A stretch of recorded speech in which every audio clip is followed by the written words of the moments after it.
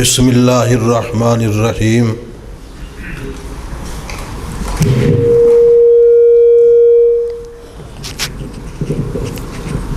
صدر گرامی قدر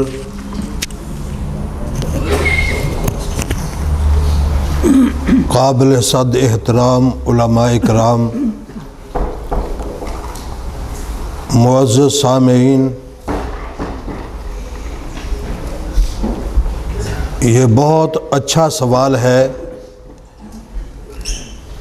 کہ مختلف عنوانات پہ برطانیہ کے اندر یہ کانفرنسیں کیوں منعقد کی جاتی ہیں۔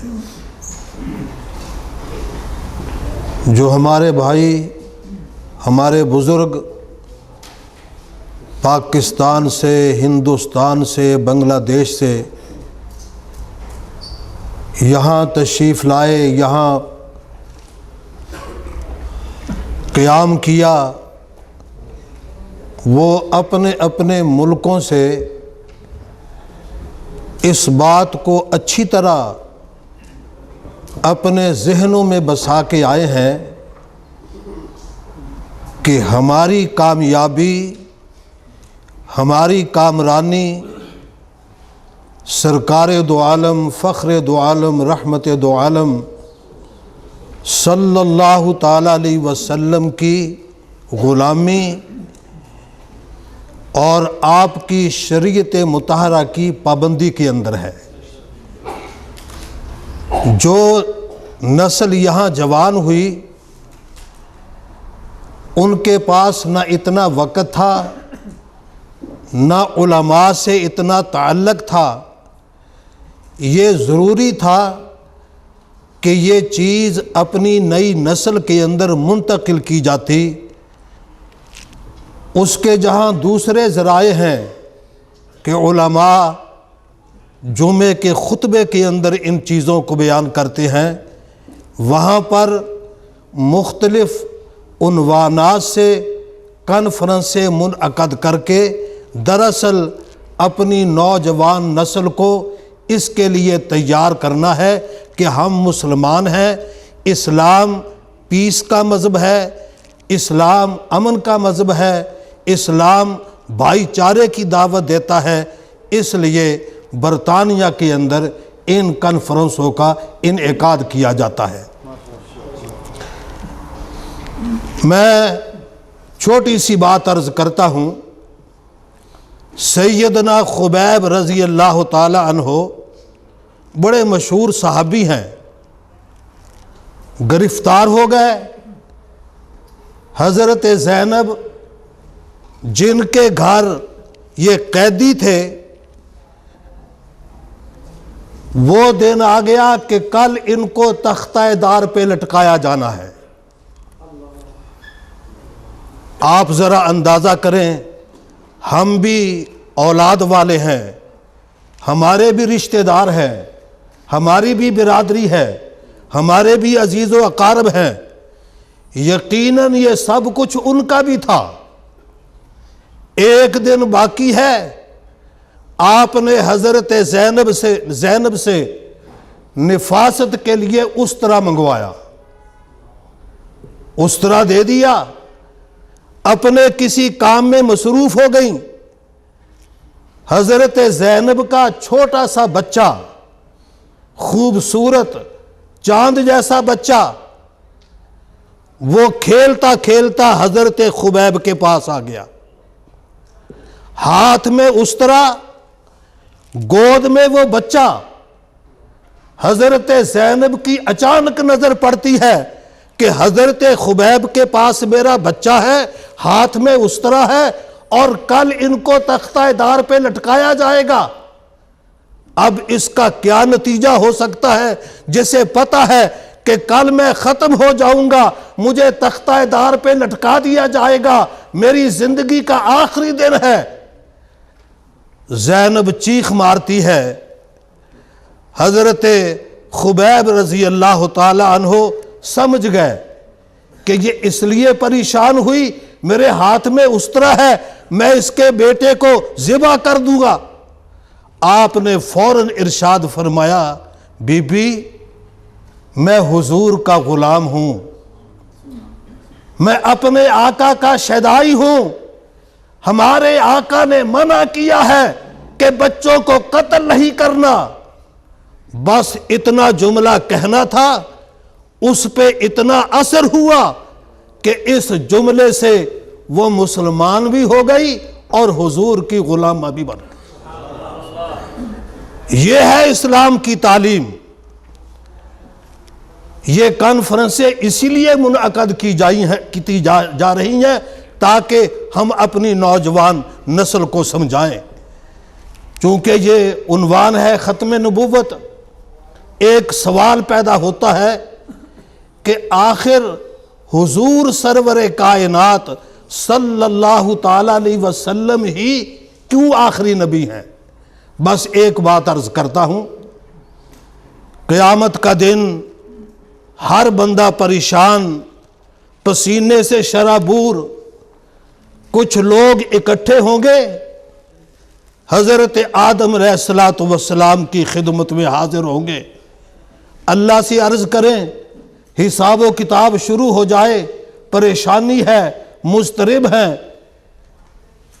آپ فرمائیں گے اذهبوا الی غیری، آج میں تمہاری یہ بات اپنے رب تک نہیں پہنچا سکتا، اللہ نے مجھے منع کیا تھا کہ یہ درخت استعمال نہیں کرنا، میں نے کر لیا، لہذا کسی اور کے پاس چلے جاؤ۔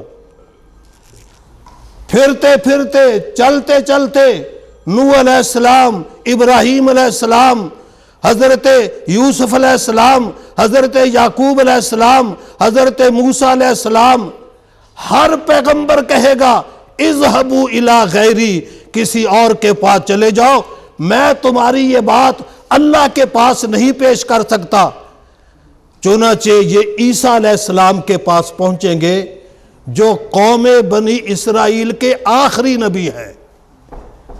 آپ سے بھی جا کے عرض کیا جائے گا، آپ اللہ کی بارگاہ میں عرض کریں، تو آپ ارشاد فرمائیں گے کہ میں اللہ کی بارگاہ میں آپ کی درخواست پیش نہیں کر سکتا، اس لیے کہ میری قوم نے مجھے اللہ کا بیٹا بنایا، اللہ کا شریک بنایا، اللہ کے مقابلے میں مجھے معبود بنایا گیا، آج میں تمہاری یہ بات پیش نہیں کر سکتا، البتہ تمہیں راستہ بتاتا ہوں، تمہیں طریقہ بتاتا ہوں۔ کیا؟ حضرت عیسیٰ علیہ السلام فرمائیں گے اذهبوا الی محمد، بلند آواز سے، صلی اللہ علیہ وسلم۔ چنانچہ یہ لوگ آپ کی بارگاہ کے اندر آئیں گے تو آپ یہ نہیں فرمائیں گے کسی اور کے پاس چلے جاؤ۔ اگر آپ کے بعد کوئی اور نبی ہوتا جیسے لوگ کہتے ہیں تو میرے آقا پہلے نبیوں کی طرح یہ ارشاد فرماتے آگے کسی اور نبی کے پاس چلے جاؤ، بلکہ نہیں، آپ کے پاس جب یہ لوگ آئیں گے میرے آقا فرماتے ہیں میں اٹھ کر بھاگ پڑوں گا اللہ کی عرش کی طرف، اللہ کے عرش کے سامنے اپنی جبین نیاز خم کر دوں گا اور میں اتنا روؤں گا کہ داڑھی مبارک تر ہو جائے گی، اللہ کو میرے رونے پہ ترس آئے گا۔ اللہ ارشاد فرمائیں گے ارفع راسک، میرے محبوب کیوں روتے ہو، سر اٹھاؤ، مانگو، آج مانگنا آپ کا کام ہے اور آپ کا دامن بھر دینا میرا کام ہے۔ میرے محترم دوستو، میں ہمیشہ ان لوگوں سے سوال کرتا ہوں کہ اگر میرے آقا کے بعد کوئی اور نبی ہوتا تو قیامت کے دن یہ جو لمبی حدیث ہے اس کے اندر ذکر ہوتا کہ میرے آقا آگے کسی کے پاس بھیج دیتے، آپ نے کہیں نہیں بھیجا۔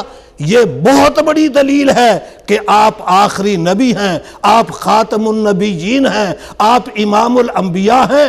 اگر آپ خاتم النبیین نہ ہوتے تو میرے آقا آگے فرماتے چلے جاؤ۔ اللہ تعالی ہمیں اس عقیدے پہ پختگی نصیب فرمائے.